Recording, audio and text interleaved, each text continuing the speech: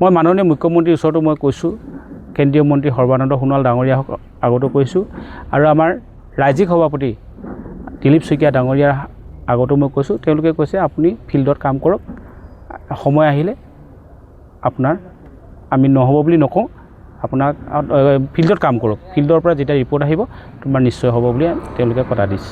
ঘৰৰ এটা নতুনকৈ আজি আৰম্ভ কৰিছোঁ, যিহেতু নেকি ৰাইজক সেৱা কৰিবৰ কাৰণে এইবাৰ মন ঠিক কৰি লৈছোঁ। আশা কৰিছোঁ এই নতুন গৃহৰ পৰাই যাতে আমাৰ বিহপুৰীয়াখন যাতে আমি সমৃদ্ধিশালী কৰিব পৰা যায় নেকি, তাৰ কাৰণে এটা প্ৰয়াস কৰা হৈছে।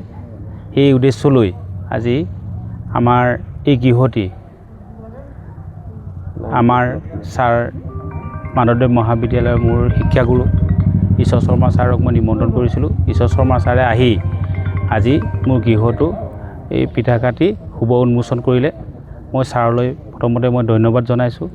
দ্বিতীয়তে মই এই অঞ্চলৰ এজন যুৱক হিচাপে ইয়াতে জন্মগ্ৰহণ কৰি এই সমাজখনক মই আগুৱাই লৈ যাব পাৰোঁ নেকি, তাৰ কাৰণে এটা পৰিকল্পনা মনত পুহি ৰাখিছোঁ।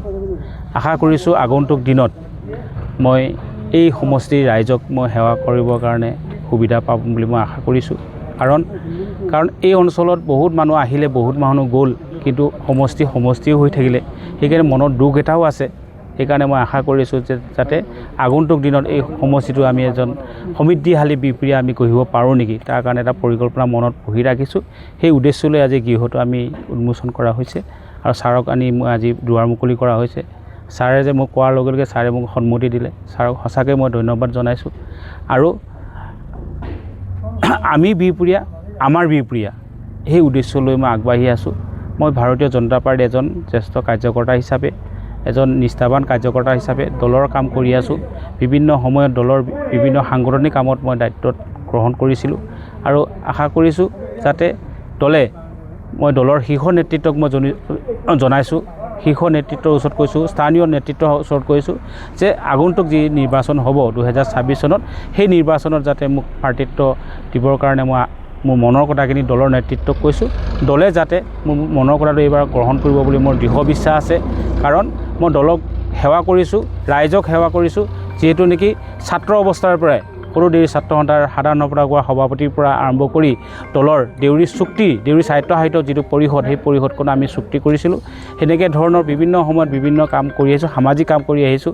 যিহেতু নেকি 2001 চনতে আমি বহুত লোভনীয় পদ আমাক চৰকাৰী চাকৰি, লোভনীয় চৰকাৰী চাকৰি আমাক অপাৰ কৰিছিলে, কিন্তু আমি সেই পদটো আমি গ্ৰহণ কৰা নাছিলোঁ। আমাৰ উদ্দেশ্য আছিলে যে দেউৰীসকলক দেউৰী সাহিত্য প্ৰদান কৰক। তেনেকুৱা এটা ত্যাগী মনোভাৱ লৈ দল বিভিন্ন সময়ত কাম কৰি আহিছোঁ। দলৰ স্বাৰ্থত, দেশৰ স্বাৰ্থত, ৰাইজৰ স্বাৰ্থত কাম কৰি আছোঁ। আশা কৰিছোঁ আগন্তুক দিনত যাতে এই ৰাইজৰ আশাখিনি যাতে মই পূৰণ কৰিব পাৰোঁ, সেইখিনিকে মই ভগৱানৰ ওচৰত প্ৰাৰ্থনা জনাইছোঁ যাতে সুস্বাস্থ্যৰে মোক ৰাখি যাতে ৰাইজক সেৱা কৰিব পাৰোঁ। সেইখিনিয়ে মোৰ ক'বলগীয়া।